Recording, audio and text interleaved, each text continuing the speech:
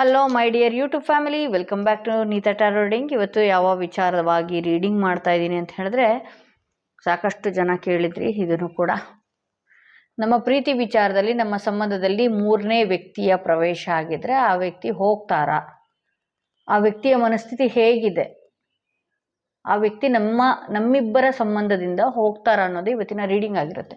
ಇದು ಯಾರಿಗೆಲ್ಲ ಅನ್ವಯ ಆಗುತ್ತೆ ಅಂದರೆ, ಗಂಡ ಹೆಂಡತಿಯ ನಡುವೆ ಮೂರನೇ ವ್ಯಕ್ತಿ ಎಂಟ್ರಿ ಆಗಿದ್ರೆ, ಒಂದು ಒಳ್ಳೆಯ ಸಂಬಂಧ ತುಂಬ ಚೆನ್ನಾಗಿತ್ತು, ತುಂಬ ವರ್ಷಗಳಿಂದ ಇತ್ತು, ಆ ಸಂಬಂಧದಲ್ಲಿ ಮೂರನೇ ವ್ಯಕ್ತಿ ಬಂದಿದ್ದಾರೆ. ಪ್ರೀತಿ ಪ್ರೇಮದ ವಿಚಾರದಲ್ಲಿ ಮೂರನೇ ವ್ಯಕ್ತಿ ಬಂದು ನಮ್ಮ ಪ್ರೀತಿ ಹಾಳಾಗ್ತಿದೆ ಅನ್ನೋರು ಇವತ್ತಿನ ರೀಡಿಂಗ್ ನೋಡಬಹುದು. ಎಂದಿನಂತೆ 2 ಕಾರ್ಡ್ಗಳನ್ನ ನಿಮ್ಮ ಮುಂದೆ ಇಟ್ಟಿದ್ದೀನಿ. 2 ಕಾರ್ಡ್ಗಳ ಮೇಲೆ 2 ಸ್ಟೋನ್ಗಳನ್ನ ಇಟ್ಟಿದ್ದೀನಿ. ಯಾವ ಸ್ಟೋನ್ ಇರುವ ಕಾರ್ಡ್, ಯಾವ ಕಾರ್ಡ್ ಇರುವ ಸ್ಟೋನ್ ನಿಮ್ಮ ಮನಸ್ಸಿಗೆ ತುಂಬಾ ಹತ್ರ ರೆಸೊನೇಟ್ ಆಗ್ತಾ ಇದೆ, ಆ ಒಂದು ಕಾರ್ಡ್ನ ನೀವು ಸೆಲೆಕ್ಟ್ ಮಾಡ್ಕೊಳ್ಬೇಕಾಗತ್ತೆ. ಆ ಮೂರನೆಯ ವ್ಯಕ್ತಿಯ ಹೆಸರನ್ನ, ಮೂರನೇ ವ್ಯಕ್ತಿ ಏನಿದ್ದಾರೆ ಆ ವ್ಯಕ್ತಿಯ ಹೆಸರನ್ನ 3 ಬಾರಿ ಹೇಳ್ತಾ, ಅಥವಾ ಅವರ ಫೋಟೋನಾದ್ರೂ ನೋಡ್ತಾ, ಅಥವಾ ಅವರ ಹೆಸರನ್ನ 3 ಸಲ ಹೇಳ್ಕೊಳ್ತಾ, ಈ ಒಂದು ರೀಡಿಂಗ್ನಲ್ಲಿ 2 ಕಾರ್ಡ್ ಇಟ್ಟಿದ್ದೀನಲ್ಲ, 2 ಕಾರ್ಡಲ್ಲಿ ಒಂದು ಕಾರ್ಡ್ನ ನೀವು ಆ ವ್ಯಕ್ತಿ ಹೆಸರು ಹೇಳ್ಕೊಂಡು ಸೆಲೆಕ್ಟ್ ಮಾಡ್ಕೊಳ್ಬೇಕಾಗತ್ತೆ. ಹಾಗೆ ಯಾರೆಲ್ಲ ಫಸ್ಟ್ ಟೈಮ್ ನನ್ನ ವಿಡಿಯೋ ನೋಡ್ತಾ ಇದ್ರಿ, ದಯವಿಟ್ಟು ಸಬ್ಸ್ಕ್ರೈಬ್ ಮಾಡೋದನ್ನ ಮರಿಬೇಡಿ. ಯಾರಿಗೆಲ್ಲ ಇಂಡಿವಿಜುವಲ್ ಆಗಿ ಪರ್ಸನಲ್ ಟಾರೋ ರೀಡಿಂಗ್ ಸೆಷನ್ ಬೇಕು ಅನ್ನೋದಾದ್ರೆ ಡಿಸ್ಕ್ರಿಪ್ಷನಲ್ಲಿ ಕೊಟ್ಟಿರುವ ನಂಬರ್ಗೆ ಕಾಲ್ ಮಾಡಿ ಮುಂಚಿತವಾಗಿ ಅಪಾಯಿಂಟ್ಮೆಂಟ್ ತಗೊಳ್ಳಿ ಅಂತ ಹೇಳ್ತಾ, ಮೊದಲನೆಯ ಕಾರ್ಡ್ ಯಾರು ಸೆಲೆಕ್ಟ್ ಮಾಡ್ಕೊಂಡ್ರಿ ಅವರ ರೀಡಿಂಗ್ ನೋಡೋಣ. ಮೂರನೇ ವ್ಯಕ್ತಿಯ ಹೆಸರನ್ನ 3 ಬಾರಿ ಹೇಳ್ಕೊಳ್ಳಿ ಅಂತ ಹೇಳಿದ್ದೆ. ಯಾರೆಲ್ಲ ಈ ಸ್ಟೋನ್ ಇರುವ ಕಾರ್ಡ್ ಸೆಲೆಕ್ಟ್ ಮಾಡ್ಕೊಂಡ್ರೆ ಅವರ ರೀಡಿಂಗ್ ನೋಡೋಣ. ನಿಮ್ಮ ಸಂಬಂಧ ಪ್ರೀತಿ ವಿಚಾರದಲ್ಲಿ ಮೂರನೇ ವ್ಯಕ್ತಿಯ ಪ್ರವೇಶವಾಗಿದ್ರೆ ಆ ವ್ಯಕ್ತಿಯ ಮನಸ್ಥಿತಿ ಹೇಗಿದೆ, ಆ ವ್ಯಕ್ತಿ ನಿಮ್ಮ ಸಂಬಂಧಗಳಿಂದ ದೂರ ಹೋಗ್ತಾರ ಅನ್ನೋದು ಇವತ್ತಿನ ರೀಡಿಂಗ್ ಆಗಿರುತ್ತೆ.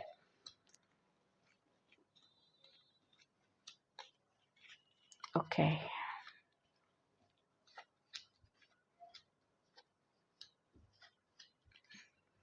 ಈ ಮೂರನೇ ವ್ಯಕ್ತಿಯ ಮನಸ್ಥಿತಿ ಹೇಗಿದೆ ಅಂತ ಹೇಳಿದ್ರೆ, ಅವರು ಒಂದಷ್ಟು ಹಣದ ಪ್ರಾಮುಖ್ಯತೆ ಕೊಟ್ಟಿದ್ದಾರೆ. ಹಾಗೆ ನಿಮ್ಮ ಪರ್ಸನ್ ಏನಿದ್ದಾರೆ, ಹಣದ ಆಮಿಷ ಇರಬಹುದು, ಹಣದ ಆಸೆ ಆಗಿರ್ಬೋದು, ಅವ್ರಿಗೆ ಒಂದಷ್ಟು ಲಕ್ಸುರಿ ತನ ತೋರಿಸಿದ್ದಾಗಿರಬಹುದು. ಸೊ ಇಲ್ಲಿ ಏನಾಗ್ತಾ ಇದೆ ಅಂತ ಹೇಳಿದ್ರೆ, ಈ ವಿಚಾರದಿಂದ ಆ ವ್ಯಕ್ತಿ ಅವ್ರ ಮೇಲೆ, ನಿಮ್ಮ ಪರ್ಸನ್ ಮೇಲೆ ಅಟ್ರಾಕ್ಟ್ ಆಗಿರ್ಬೋದು. ಹಾಗೆ ನಿಮ್ಮ ಪರ್ಸನ್ ಕೂಡ ಅವರ ಹತ್ರ ಇರುವ ಹಣಕ್ಕೆ ಇಷ್ಟಪಟ್ಟು, ಅಥವಾ ಒಂದು ಲಕ್ಸುರಿಯಸ್ ಇಷ್ಟಪಟ್ಟು, ಅಥವಾ ಅವರ ಅಂದ ಚಂದಕ್ಕೆ ಬೆರಗಾಗಿ ಕೂಡ ಆ ವ್ಯಕ್ತಿಯೊಟ್ಟಿಗೆ ಹೋಗಿದ್ದಾರೆ ಅಂತಲೂ ತೋರಿಸುತ್ತೆ. ಇಲ್ಲಿ ಟೆಂಪರೆನ್ಸ್ ಬಂದಿರೋದ್ರಿಂದ ನೀವು ಎಷ್ಟೇ ತಾಳ್ಮೆಯಾಗಿರ್ತೀರೋ ಅಷ್ಟು ಒಳ್ಳೆಯದು. ನೀವು ಎಷ್ಟು ತಾಳ್ಮೆಯಿಂದ ವರ್ತನೆ ಮಾಡ್ತಿರೋ ಈಗ ತುಂಬಾ ಒಳ್ಳೆಯದು ಅಂತ. ಯಾಕೆ ಮೇಡಮ್, ನನ್ನ ಲೈಫಲ್ಲಿ 3rd ಪಾರ್ಟಿ ಎಂಟ್ರಿ ಆದರೆ ನಾನು ತಾಳ್ಮೆಯಿಂದ ಇರಬೇಕು ಅಂತ ನಿಮ್ಮ ರೀಡಿಂಗ್ ಹೇಳ್ತಾ ಇದೆಯಾ ಅಂತ ನೀವೇನಾದರೂ ನನಗೆ ಪ್ರಶ್ನೆ ಮಾಡೋದಕ್ಕೆ ಹೋದರೆ, ಹೌದು, ನಿಮಗೆ ಭಗವಂತನ ಅನುಗ್ರಹ ಇದೆ. ಭಗವಂತನ ನೀವೇನು ಇಷ್ಟು ದಿವಸ ತುಂಬಾ ಕೊರಗಿದ್ರಲ್ಲ, ಅದಕ್ಕೊಂದು ಅಂತ್ಯ ಅನ್ನೋದಿದೆ. ಇಲ್ಲಿ ಡೆತ್ ಕಾರ್ಡ್ ಬಂದಿದೆ, ಸೆಂಟರ್ಡ್ ಎನರ್ಜಿ. ಆ ಸಂಬಂಧ ಜಾಸ್ತಿ ದಿವಸ ಇರಲ್ಲ. ಇಲ್ಲಿ 3rd ಪಾರ್ಟಿಯಿಂದ ನಿಮ್ಮ ಪರ್ಸನ್ನೇ ಆ ವ್ಯಕ್ತಿ ಬೇಡ ಅಂತ ಬರೋ ಸಾಧ್ಯತೆ ಹೆಚ್ಚಿದೆ. ನಿಮ್ಮ ಪರ್ಸನ್ ಬೇಡ ಅಂತ 3rd ಪಾರ್ಟಿ ಬೇರೆ ಕಡೆ ಮೈಂಡ್ ಡೈವರ್ಟ್ ಮಾಡ್ಕೊಂಡು ಹೋಗುವಂಥ ಸಾಧ್ಯತೆನೂ ಅತಿ ಹೆಚ್ಚಿದೆ ಅಂತಲೇ ಹೇಳ್ಬೋದು. ಈ ಮೊದಲನೆಯ ಕಾರ್ಡ್ ಯಾರು ಸೆಲೆಕ್ಟ್ ಮಾಡ್ಕೊಂಡಿದ್ರಿ ಅದ್ಭುತವಾಗೇ ಬಂದಿದೆ. ಬಟ್ ಈಗಿನ ವಿಚಾರದಲ್ಲಿ ಅವರ ಸೌಂದರ್ಯಕ್ಕಾಗಿರಬಹುದು, ಅವರಲ್ಲಿರೋ ಹಣಕ್ಕಾಗಿರ್ಬೋದು, ಅಥವಾ ಇವ್ರ ಹತ್ರ ಇರುವ ಹಣಕ್ಕಾಗಿರ್ಬೋದು, ಇವರ ಸೌಂದರ್ಯಕ್ಕಾಗಿರಬಹುದು, ಮಾರಿ ಹೋಗಿದ್ದಾರೆ. ಇಬ್ಬರೂ ಒಂದು ಲೋಕದಲ್ಲಿ ತೇಲ್ತಾ ಇದ್ದಾರೆ. ಓಕೆ, ಇಲ್ಲಿ ಸೆಂಟರ್ಡ್ ಎನರ್ಜಿ ಡೆತ್ ಕಾರ್ಡ್ ಬಂದಿದೆ ಅಂತ ಹೇಳೋದಾದ್ರೆ, ಇಲ್ಲಿ ನಿಮಗೆ ತಾಳ್ಮೆಯಿಂದ ಇರೋದಕ್ಕೆ ಹೇಳ್ತಾ ಇದೆ. ನಿಮ್ಮ ತಾಳ್ಮೆಗೆ ಒಂದು ಪ್ರತಿಫಲ ಇದ್ದೇ ಇದೆ. ಆ ವ್ಯಕ್ತಿ ಮತ್ತೆ ನೀವೇ ಬೇಕು ಅಂತ ಹೇಳಿ ಬರುವ ಸಾಧ್ಯತೆನೇ ಹೆಚ್ಚು ಕಾಣಿಸ್ತಿದೆ. ಇಲ್ಲಿ ನೈಟ್ ಆಫ್ ಕಪ್ಸ್ ಬಂದಿರೋದ್ರಿಂದ ನಿಮ್ಮ ನೆನಪುಗಳಾಗಿರಬಹುದು, ನಿಮ್ಮ ತಾಳ್ಮೆ ಆಗಿರಬಹುದು, ಅದಕ್ಕೆಲ್ಲದಕ್ಕೂ ಒಂದು ಉತ್ತರ ಕೊಡುತ್ತೆ ಅಂತ ಹೇಳಿ ತೋರಿಸ್ತಾ ಇದೆ. ಇಲ್ಲಿ 9 ಆಫ್ ಕಪ್ಸ್ ಬಂದಿರೋದ್ರಿಂದ ನಿಮ್ಮ ಸಂಬಂಧಗಳು ಸರಿ ಹೋಗುವ ಸಾಧ್ಯತೆ ಆಗಿರಬಹುದು, ಒಂದು ರೀಕನೆಕ್ಟ್ ಆಗುವ ಸಾಧ್ಯತೆನೂ ಹೆಚ್ಚಾಗಿ ಕಾಣ್ತಾ ಇದೆ. ಇಲ್ಲಿ ಮತ್ತೆ ಆ ಸಂಬಂಧ ಒಂದಾಗುವ ಸಾಧ್ಯತೆ ಇದೆ. ಮತ್ತೆ ನೀವು ಹೇಗೆ ಈ ದಿನ ನರಳಿದ್ರಲ್ವಾ, ಕೊರಗಿದ್ರಲ್ವಾ, ಅದಕ್ಕೆಲ್ಲದಕ್ಕೂ ಕೂಡ ಭಗವಂತನಿಂದನೇ ಒಂದು ನಿಮ್ಮ ಪರ್ಸನ್, ನಿಮ್ಮ ಸಂಬಂಧದಲ್ಲಿ ಬಂದಿರುವ ಮೂರನೇ ವ್ಯಕ್ತಿ ಏನಿದ್ದಾರೆ ಅದಾಗಿ ತಂತಾನಾಗಿ ಬಿಟ್ಟು ಹೋಗುತ್ತೆ ಅನ್ನೋದು ತೋರಿಸ್ತಾ ಇದೆ. ಇಲ್ಲಿ ಎಷ್ಟು ಸಮಯ ಆಗಬಹುದು ಅನ್ನೋದು ನಾನು ನೋಡೋದಾದರೆ ಇಲ್ಲಿ ನೈಟ್ ಆಫ್ ಪೆಂಟಿಕಲ್ಸ್ ಇದೆ. ಕೆಲವರು ಲೈಫಲ್ಲಿ ಈ ನವಂಬರ್ ಡಿಸೆಂಬರ್ ಒಳಗಡೆನೆ ಆ ಸಂಬಂಧಗಳು ದೂರ ಆಗಿ ನಿಮ್ಮ ಜೊತೆ ಸರಿ ಹೋಗುವ ಸಾಧ್ಯತೆನೇ ಹೆಚ್ಚಾಗಿ ಕಾಣ್ತಾ ಇದೆ ನನಗೆ. ತಾಳ್ಮೆ ಇಲ್ಲಿ ಪೆಂಟಿಕಲ್ಸ್ ಬಂದಿರೋದ್ರಿಂದ ಅಗೇನ್ ನಿಮ್ಮ ತಾಳ್ಮೆ ಮುಖ್ಯ. 8 ಆಫ್ ವಾಂಡ್ಸ್ ಬಂದಿರೋದ್ರಿಂದ ನನಗೆ ಗೊತ್ತಿದೆ ನೀವು ಎಷ್ಟೇ ಮನೆಯಲ್ಲಿ ಗಲಾಟೆ ಆಗಿರಬಹುದು ಅಥವಾ ಅವರೊಟ್ಟಿಗೆ ಗಲಾಟೆ ಆಗಿರಬಹುದು, ಎಷ್ಟೇ ಮಾತಾಡಿ ಬೇಸತ್ತೋಗಿದ್ದೀರಿ, ಆ ಸಂಬಂಧ ಇರುತ್ತೇನೋ ಅಥವಾ ನಾನೇ ಬೇಡವಾ ಅನ್ನುವ ಲೆವೆಲ್ಗೂ ಕೂಡ ನೀವು ಹೋಗಿದ್ದೀರಿ ಅಂತ ತೋರಿಸುತ್ತೆ. ನಾನೇ ಬೇಡ ಈ ಸಂಬಂಧದಲ್ಲಿ, ಇನ್ಯಾಕೆ ನಾನು ಇರಬೇಕು ಅನ್ನುವ ಪ್ರಶ್ನೆಗಳು ನಿಮಗೆ ಮೂಡಿದೆ ಅಂತ ಅನಿಸುತ್ತೆ. ಬಟ್ ಆದರೆ ಆ ಸಂಬಂಧ ಗಟ್ಟಿಯಾಗಿರುವಂಥ ಸಂಬಂಧ ಅಲ್ಲ. ಥರ್ಡ್ ಪಾರ್ಟಿ ಕನೆಕ್ಷನ್ ಏನು ಬಂದಿದೆ ಈಗ ನಿಮ್ಮಿಬ್ಬರ ನಡುವೆ, ನೀವು ಮುಂಚಿಂದನೂ ತುಂಬ ಚೆನ್ನಾಗಿದ್ದು ಮೂರನೇ ವ್ಯಕ್ತಿಯ ಪ್ರವೇಶ ಏನು ಆಗಿದೆ, ಈಗ ಆಗಿದೆ, ಗಂಡ ಹೆಂಡತಿ ನಡುವೆ ಇರಬಹುದು, ಒಂದು ಒಳ್ಳೆ ರಿಲೇಷನ್ಶಿಪ್ ಅಲ್ಲಿರ್ಬೋದು, ಏನೇ ಇರಬಹುದು. ಬಟ್ ಇದು ಮದುವೆ ಆಗ್ತಾ ಇರೋರಿಗೆಲ್ಲ, ಬೇರೆ ಹುಡುಗಿನ ಮದುವೆ ಆಗ್ತಾ ಇರೋರಿಗೆ ಅನ್ವಯ ಆಗಲ್ಲ. ಆ ಥರ್ಡ್ ಪಾರ್ಟಿ ಅಲ್ಲ. ಈಗ ಯಾವುದೋ ಥರ್ಡ್ ಪಾರ್ಟಿ ಕನೆಕ್ಷನ್ನಲ್ಲಿ ಇದ್ದಾರೆ ಅನ್ನೋದು, ಅಫೇರ್ಸ್ ಆಗಿರ್ಬೋದು, ಮತ್ತೊಂದಾಗಿರ್ಬಹುದು. ಆ ಕನೆಕ್ಷನ್ಗೆ ಡೆತ್ ಕಾರ್ಡ್ ಬಂದಿರೋದ್ರಿಂದ ಆ ಕನೆಕ್ಷನ್ ಬಿಟ್ಟು ಹೋಗುತ್ತೆ, ತಪ್ಪು ಹೋಗುತ್ತೆ, ಮತ್ತೆ ನಿಮ್ಮ ಸಂಬಂಧಗಳು ಸರಿ ಹೋಗುತ್ತೆ. ಆ ವ್ಯಕ್ತಿನೇ ನಿಮ್ಮ ಬೆಲೆ ಗೊತ್ತಾಗಿ ಮತ್ತೆ ಬರುವ ಸಾಧ್ಯತೆನೇ ಹೆಚ್ಚಿದೆ.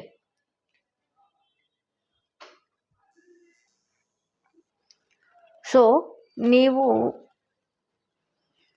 ಒಂದಷ್ಟು ತಾಳ್ಮೆಯಿಂದನೇ ಇರಬೇಕಾಗತ್ತೆ. ಇಲ್ಲಿ ಆಕ್ಯುಪೇಷನ್ ಇದೆ, ನಿಮ್ಮ ಕೆಲಸದ ಕಡೆ ನೀವು ಗಮನ ಕೊಡಿ ಅಂತಾನು ಹೇಳ್ತಾ ಇದೆ. ಹಾಗೆ ಈ ವಿಚಾರದಲ್ಲಿ ಎಷ್ಟು ವಿಚಾರಗಳು ಗೊತ್ತಾಗ್ತಿದೆ ಅಂತ ಹೇಳಿದ್ರೆ, ಇಲ್ಲಿ ನಿಮ್ಮ ಪಾಡಿಗೆ ನೀವು ಇದ್ದಿದ್ದಾಗಿರಬಹುದು ಅಥವಾ ನಿಮ್ಮ ಅಳು ಆಗಿರಬಹುದು, ನಿಮ್ಮ ಏನು ತಾಳ್ಮೆ ಇದೆಯಲ್ಲ ಆ ವಿಚಾರವಾಗಿ ಒಂದಷ್ಟು ಸಿಹಿ ಸುದ್ದಿಗಳೇ ಸಿಗುವ ಸಾಧ್ಯತೆ ಇದೆ. ನೀವು ಈ ಹಿಂದೆ ಏನೇನು ಪರಿಶ್ರಮಗಳನ್ನ ಪಟ್ರಿ, ಈ ವಿಚಾರವಾಗಿ ಎಷ್ಟು ನೊಂದ್ಕೊಂಡಿದ್ರಿ, ಆ ವ್ಯಕ್ತಿ ಕೂಡ ಅಷ್ಟೇ ನೊಂದ್ಕೊಳ್ಳುವ ಸಾಧ್ಯತೆನೂ ಕೂಡ ಹೆಚ್ಚಿದೆ ಅಂತಲೇ ಹೇಳಬಹುದು. ಇಲ್ಲಿ ಹೌಸ್ ಬರ್ತಿದೆ. ಕೆಲವ್ರು ಯಾರ್ಯಾರೆಲ್ಲ ಈ ರೀಡಿಂಗ್ ನೋಡ್ತಿದ್ದೀರಿ, ಮನೆ ಚೇಂಜ್ ಮಾಡುವ ಸಾಧ್ಯತೆ ಇದೆ ಅಥವಾ ಹೊಸ ಮನೆಗೆ ಹೋಗುವ ಸಾಧ್ಯತೆ ಇದೆ. ನಿಮ್ಮ ಪರ್ಸನ್ ಕೂಡ ಮನೆ ಬದಲಾವಣೆ ಮಾಡುವ ಸಾಧ್ಯತೆ ಇದೆ ಅಥವಾ ಅವರು ಮನೆ ಪರ್ಚೇಸ್ ಮಾಡೋದು ಅಥವಾ ಇನ್ನೊಂದು ಆ ಐಡಿಯಾದಲ್ಲಿ ಕೂಡ ಇದ್ದಾರೆ ಅನಿಸುತ್ತೆ. ನೀವು ಕೂಡ ಒಂದಷ್ಟು ಮನೆ ಬದಲಾವಣೆ ಮಾಡಬೇಕು ಅನ್ನುವ ಮೈಂಡ್ ಸೆಟ್ಟಲ್ಲಿ ಇದ್ದೀರಿ. ಹಾಗೆ ಆ ವ್ಯಕ್ತಿ ಏನಿದ್ದಾರೆ ನಿಮ್ಮ ನಡುವೆ ಏನು ಥರ್ಡ್ ಪಾರ್ಟಿ ಇದೆಯಲ್ಲ, ಅವರನ್ನು ಬಿಟ್ಟು ನಿಮ್ಮ ಬಳಿ, ನಿಮ್ಮ ಹತ್ತಿರಕ್ಕೆ ಅವರು ಬರ್ತಾರೆ ಅನ್ನೋದು ತೋರಿಸ್ತಾ ಇದೆ. ಸೊ ಮೊದಲನೇ ಕಾರ್ಡ್ ರೀಡಿಂಗ್ ಯಾರು ನೋಡ್ತಾ ಇದ್ರಿ, ಅವರ ರೀಡಿಂಗ್ ಇದಾಗಿತ್ತು. ಸೊ ಸೆಕೆಂಡ್ ಕಾರ್ಡ್, ಈ ಕಾರ್ಡ್ ಇರುವ ಸ್ಟೋನ್ ಯಾರು ಸೆಲೆಕ್ಟ್ ಮಾಡ್ಕೊಂಡ್ರಿ? ನಿಮ್ಮ ಪ್ರೀತಿ ಸಂಬಂಧದಲ್ಲಿ ಮೂರನೆಯ ವ್ಯಕ್ತಿಯ ಪ್ರವೇಶ ಆಗಿದ್ರೆ ಆ ವ್ಯಕ್ತಿ ನಿಮ್ಮ ಸಂಬಂಧದಿಂದ ದೂರ ಹೋಗ್ತಾರ ಅನ್ನೋದು ಇವತ್ತಿನ ರೀಡಿಂಗ್ ಆಗಿರುತ್ತೆ. ಆ ಥರ್ಡ್ ಪಾರ್ಟಿ ಕನೆಕ್ಷನ್ ಏನಿದೆಯಲ್ಲ, ಆ ಥರ್ಡ್ ಪಾರ್ಟಿ ಹೆಸರನ್ನ 3 ಬಾರಿ ನೋಡ್ತಾ ಈ ಒಂದು ರೀಡಿಂಗ್ನ ಸೆಲೆಕ್ಟ್ ಮಾಡ್ಕೊಳ್ಬೇಕಾಗತ್ತೆ. ಆ ವ್ಯಕ್ತಿ ದೂರ ಹೋಗ್ತಾರ, ನಿಮ್ಮ ಸಂಬಂಧದಿಂದ ದೂರ ಆಗ್ತಾರ, ಮತ್ತೆ ಈ ಸಂಬಂಧ ಸರಿ ಹೋಗುತ್ತಾ ಅನ್ನೋದೇ ಇವತ್ತಿನ ರೀಡಿಂಗ್ ಆಗಿರುತ್ತೆ. ಇಲ್ಲಿ ಈಗ ನಿಮ್ಮ ಪರ್ಸನ್ ಮತ್ತು ಆ ವ್ಯಕ್ತಿಯ ಬಾಂಡಿಂಗ್ ತುಂಬಾನೇ ಚೆನ್ನಾಗಿದೆ. ಇಲ್ಲೂ ಕೂಡ ನೋಡಿ, ಸೆಕೆಂಡ್ ಕಾರ್ಡ್ ಟೆಂಪರೆನ್ಸ್ ಕಾರ್ಡ್ ಬಂದಿದೆ. ಅಂದ್ರೆ ನೀವು ಆಲ್ರೆಡಿ ತಾಳ್ಮೆಯಿಂದ ಇದ್ದೀರಿ. ಇಲ್ಲಿ 5 ಆಫ್ ಕಪ್ಸ್ ಬಂದಿರೋದ್ರಿಂದ ಈ ಸಂಬಂಧದ ವಿಚಾರವಾಗಿ ನೀವು ಯೋಚನೆ ಮಾಡ್ತಾ ನಿಮ್ಮ ಆರೋಗ್ಯದ ಸ್ಥಿತಿನೂ ತುಂಬ ಹಾಳು ಮಾಡ್ಕೊಳ್ತಾ ಇದ್ದೀರಿ, ಹದಗೆಡಿಸ್ಕೊಳ್ತಾ ಇದ್ದೀರಿ. ಇಲ್ಲಿ ನಿಮ್ಮ ಪರ್ಸನ್ ನಿಮ್ಮ ಹತ್ರ ಬರ್ತಾರೋ ಇಲ್ವೋ ಗೊತ್ತಿಲ್ಲ. ನೀವೇ ಎಷ್ಟೋ ಬಾರಿ ಯೋಚನೆ ಮಾಡಿದಿರಿ, ಈ ಸಂಬಂಧದಲ್ಲಿ ನಾನು ಇರಬೇಕಾ ಬೇಡವಾ, ಈ ರೀತಿ ಎಲ್ಲ ಯೋಚನೆ ಮಾಡಿದಿರಿ. ಬಟ್ ಆದರೆ ನಿಮ್ಮ ಪರ್ಸನ್ ನಿಮ್ಮ ಬೆನ್ನ ಹಿಂದೆ ಬಿಟ್ಟಂತೆ ನಾಟಕ ಆಡಿದ್ರು ಕೂಡ ನಿಮ್ಮ ಬೆನ್ನ ಹಿಂದೆ ತುಂಬಾನೇ ಆಟಗಳನ್ನ ನಿಮ್ಮ ಪರ್ಸನ್ ಆಡ್ತಾರೆ ಅನ್ನೋದೇ ತೋರಿಸ್ತಾ ಇದೆ ಇಲ್ಲಿ. ಸೊ ಇಲ್ಲಿ ಲವರ್ಸ್ ಕಾರ್ಡ್ ಬಂದಿರೋದ್ರಿಂದ ಒಂದು ಕೆಟ್ಟ ರಿಲೇಶನ್ಶಿಪ್ ಅಲ್ಲಿ ಆಗಿರ್ಬೋದು, ಒಂದು ಸಂಬಂಧದಲ್ಲಿ ನಿಮ್ಮ ಪರ್ಸನ್ ಅದು ಪ್ರೀತಿಯ ವಿಚಾರ, ರೀತಿ, ಒಂದು ಒಳ್ಳೆಯ ಪ್ರೀತಿ, ಒಂದು ಒಳ್ಳೆಯ ಸಂಬಂಧ ಅಂತ ನಿಮ್ಮ ಪರ್ಸನ್ ತಿಳ್ಕೊಂಡು ಅಲ್ಲಿ ಅವರು ಅವರದ್ದೇ ಲೋಕದಲ್ಲಿ ಅವರು ತೇಲ್ತಾ ಇದ್ದಾರೆ. ನಿಮ್ಮ ತಾಳ್ಮೆನ, ನೀವೆಷ್ಟೋ ತಾಳ್ಮೆಯಿಂದ ಇರೋದನ್ನು ಕೂಡ ಅದನ್ನು ಮುರಿದು ಹಾಕಿದ್ದಾರೆ. ಎಷ್ಟೋ ಪೇಷನ್ಸಿಂದ ಅವರೊಟ್ಟಿಗೆ ಕನ್ವಿನ್ಸ್ ಮಾಡ್ಕೊಂಡಿದ್ದಾಗಿರ್ಬೋದು, ಅಥವಾ ನಿಮ್ಮ ಅಳುವು ಆಗಿರ್ಬೋದು, ಏನೇ ಇರಬಹುದು, ಎಷ್ಟೇ ಮಾಡಿದ್ರೂ ಕೂಡ ಆ ವ್ಯಕ್ತಿ ನಿಮ್ಮನ್ನು ಹರ್ಟ್ ಮಾಡೋದ್ರಲ್ಲೇ ಇದ್ದಾರೆ. ಇಲ್ಲಿ 5 ಆಫ್ ಕಪ್ಸ್ ಬಂದಿರೋದ್ರಿಂದ ನಿಮ್ಮ ನಂಬಿಕೆ, ನೀವು ಎಷ್ಟು ನಂಬಿಕೆ ಇಡ್ತೀರಲ್ಲ ಆ ಮೂಮೆಂಟಿಗೆ ಅವರು ನಿಮ್ಮನ್ನ ಮ್ಯಾನಿಪುಲೇಟ್ ಮಾಡ್ತಾ ಇದ್ದಾರೆ ಅಷ್ಟೇ. ಬಟ್ ಆದರೆ ನಿಮ್ಮ ಬೆನ್ನ ಹಿಂದೆ ಈ ವ್ಯಕ್ತಿಯ ಆಟನೇ ತುಂಬ ಇದೆ ಅಂತ ಹೇಳಬಹುದು. ಇಲ್ಲಿ 2 ಆಫ್ ಪೆಂಟಿಕಲ್ಸ್ ಬಂದಿರೋದ್ರಿಂದ ಆ ವ್ಯಕ್ತಿ ಒಂದಷ್ಟು ಚಂಚಲ ಮನಸ್ಸಿನವರು. ನಿಮ್ಮ ಹತ್ರ ಇದ್ದಾಗ ಬಿಟ್ಬಿಡ್ಬೇಕು, ನಾನು ಆರಾಮಾಗಿರ್ತೀನಿ ಅನ್ನುವ ಆ್ಯಕ್ಟ್ ಮಾಡ್ತಾರಷ್ಟೇ. ಬಟ್ ಆದರೆ ಅದು ಯಾವುದು ಜಾರಿಗೆ ತರೋದಿಲ್ಲ ಅವರು. ನಿಮ್ಮ ಮುಂದೆ ಅವರು ಇನ್ನಷ್ಟು ಕದ್ದು ಮುಚ್ಚಿ ಮಾತಾಡುವಂಥದ್ದು, ನಿಮ್ಮ ಬೆನ್ನ ಹಿಂದೆನೇ ಅವರು ವಿಪರೀತ ಅವ್ರನ್ನ ಹಚ್ಕೊಂಡಿರುವಂಥದ್ದು, ನಿಮ್ಮ ಎದುರಿಗೆ ಬಂದಾಗ ಅವರು ನಾನು ಆ ರೀತಿ ಇಲ್ವೇನೋ ಅನ್ನುವ ರೀತಿ ಆ್ಯಕ್ಟ್ ಮಾಡ್ತಾ ಇದ್ದಾರೆ. ಇದರಿಂದ ನೀವು ಎಷ್ಟೋ ಸಲ ಆ ವ್ಯಕ್ತಿಗೆ, ನಿಮ್ಮ ಪರ್ಸನ್ನಿಗೆ ವಿಪರೀತ ಪ್ರಶ್ನೆಗಳನ್ನ ಕೂಡ ಕೇಳಿದಿರಿ. ಇದರಿಂದ ನೀವು ಮಾನಸಿಕವಾಗಿ ಕೂಡ ನೊಂದು ಹೋಗಿದ್ದೀರಿ. ನಿಮ್ಮ ಪರ್ಸನ್ ಮಾತಾಡಿದ ತಕ್ಷಣ ಆ ಮೂಮೆಂಟ್ ಮಾತೇನಿದೆ ಅದನ್ನು ಸಡನ್ನಾಗಿ ನಂಬ್ಕೊಳ್ತಾ ಇದ್ದೀರಿ. ಬಟ್ ಆದರೆ ಇವರು ನಿಮ್ಮನ್ನು ನಂಬಿಸ್ತಾರೆ ಅಷ್ಟೇ. ಬಟ್ ಆದರೆ ನಿಮ್ಮ ಬೆನ್ನ ಹಿಂದೆ ಏನು ಮಾಡಬೇಕು ಅದನ್ನು ಮಾಡ್ತಾ ಇದ್ದಾರೆ. ಇಲ್ಲಿ 5 ಆಫ್ ವಾಂಡ್ಸ್ ಬಂದಿರೋದ್ರಿಂದ ಇಲ್ಲಿ ಥರ್ಡ್ ಪಾರ್ಟಿ ಕನೆಕ್ಷನ್ ಏನಿದೆ ಅವರು ಕೂಡ ಒಂದಷ್ಟು ಸಿಂಪತಿಯಿಂದ ಆಗಿರ್ಬೋದು, ಈ ರೀತಿ ಎಲ್ಲ ಮಾತಾಡಿ ಅವ್ರನ್ನ ಅವರ ಕೈವಶ ಮಾಡ್ಕೊಳ್ಳೋದು ಅಂತ, ಅಂದರೆ ಅವ್ರು ಹೇಳ್ದ ಹಾಗೆ ಕೇಳಬೇಕು ಅನ್ನೋ ಥರ. ಬಟ್ ನಿಮ್ಮ ಪರ್ಸನಿಗೆ ಒಂದಷ್ಟು ಕನ್ಫ್ಯೂಷನ್ಗಳಾಗ್ತಾ ಇರುತ್ತೆ. ಇಲ್ಲಿ 7 ಆಫ್ ಸ್ವಾರ್ಡ್ಸ್ ಬಂದಿರೋದ್ರಿಂದ ಆ ವ್ಯಕ್ತಿಗೂ ಗೊತ್ತಿದೆ ನಾನು ಮಾಡ್ತಿರೋದು ತಪ್ಪು, ಅಥವಾ ನಾನು ನಿಮಗೆ ಮೋಸ ಮಾಡ್ತಿದ್ದೀನಿ ಅನ್ನೋ ಅರಿವಿದೆ. ಬಟ್ ಆದರೆ ಅಲ್ಲಿಗೆ ಹೋದಾಗ ಏನು ಮಾಡ್ತಾ ಇದ್ದಾರೆ ಆ ವ್ಯಕ್ತಿ, ಅಲ್ಲಿನ ಲೋಕಕ್ಕೆ ಒಂದು ಬದಲಾಗ್ಬಿಡ್ತಾರೆ. ಅವ್ರ ಜೊತೆಗಿದ್ದಾಗ ಎಲ್ಲರನ್ನೂ ಮರ್ತು ಹೋಗ್ಬಿಡ್ತಾರೆ. ನಿಮ್ಗೆ ಕೊಟ್ಟಿರುವ ಪ್ರಾಮಿಸ್ ಆಗಿರ್ಬೋದು, ಏನೇ ಇರಬಹುದು. ಸೊ ಇದರಿಂದ ನೀವು ಹಗಲು ರಾತ್ರಿ ಕೊರ್ಗಿ ಏನು ಮಾಡ್ತಿದ್ದೀರಿ, ನಿಮ್ಮ ನಿದ್ದೆಯನ್ನು ಹಾಳು ಮಾಡ್ಕೊಳ್ತಾ ಇದ್ದೀರಿ, ನಿಮ್ಮ ಊಟನ ಹಾಳು ಮಾಡ್ಕೊಳ್ತಾ ಇದ್ದೀರಿ. ಒಂದಷ್ಟು ಆ್ಯಂಗ್ಸೈಟಿಯಿಂದ ಬಳಲ್ತಾ ಇರೋರೇ ತುಂಬ ಜನ ಇದ್ದೀರಿ ಇಲ್ಲಿಂದ. ಸೊ ದಯವಿಟ್ಟು ನಿಮ್ಮ ಆರೋಗ್ಯದ ಕಡೆ ಮೊದಲು ಗಮನವಿರಲಿ. ನಮ್ಮ ಆರೋಗ್ಯ ಹಾಳಾದರೆ ಯಾರೂ ನಮಗೆ ನೋಡ್ಕೊಳ್ಳೋದಕ್ಕೆ ಬರೋದಿಲ್ಲ, ನಮಗೆ ನಾವೇ ನೋಡ್ಕೊಳ್ಬೇಕು. ಆ ನೋವನ್ನು ಎಷ್ಟೇ ಜನ ನೋಡ್ಕೊಳ್ಳೋದಕ್ಕೆ ಬಂದರೂ ಕೂಡ ಆ ನೋವನ್ನು ನಾವೇ ಅನುಭವಿಸ್ಬೇಕಾಗತ್ತೆ. ಸೊ ನಾವೇನು ಮಾಡಬೇಕಾಗತ್ತೆ, ನಮ್ಮ ಆರೋಗ್ಯದ ಕಡೆ ಗಮನ ಕೊಡಬೇಕು ಅಂತ ಹೇಳಿದ್ರೆ ನಾವು ಒಂದಷ್ಟು ಹೀಲ್ ಮಾಡಬೇಕಾಗತ್ತೆ. ಇವ್ರಿಗೋಸ್ಕರನೇ ನಾವು ಪ್ರಪಂಚಕ್ಕೆ ಬಂದಿಲ್ಲ ಅಲ್ವಾ. ಸೊ ಈ ವ್ಯಕ್ತಿ ಏನು ಮಾಡ್ತಾ ಇದ್ದಾರೆ, ನಿಮ್ಮ ಎದುರುಗಡೆ ಮಾತಾಡುವಂಥದ್ದಾಗಿರ್ಬೋದು, ನಿಮ್ಮನ್ನು ಮ್ಯಾನುಪುಲೇಟ್ ಮಾಡಿಬಿಡ್ತಾರೆ ಆ ಟೈಮ್ಗೆ.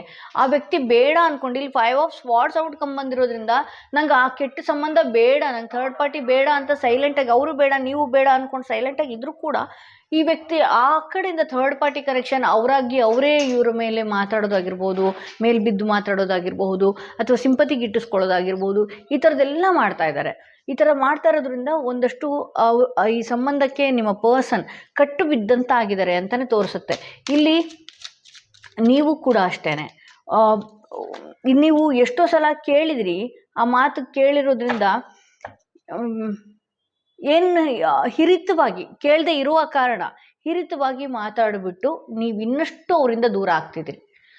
ಏಕೆಂದರೆ ಆ ಸಂಬಂಧ ನಿಮಗೆ ಗೊತ್ತಿದೆ. ಗೊತ್ತಾದ ಮೇಲೆ ನೀವು ಎಷ್ಟೋ ಡೈರೆಕ್ಟಾಗಿ ಕೇಳಿ ಜಗಳ ಆಡಿ ಏನೇ ಒಂದು ಮಾಡೋದಕ್ಕೆ ಹೋದಾಗ ನೀವು ಆ ವ್ಯಕ್ತಿಯಿಂದ ಇನ್ನಷ್ಟು ಅಂತರಗಳನ್ನ ಪಡ್ಕೊಳ್ತಾ ಇದ್ದೀರಿ. ಅವ್ರಿಗೆ ಅದೇ ಈಸಿ ಆಗ್ತಾ ಇದೆ.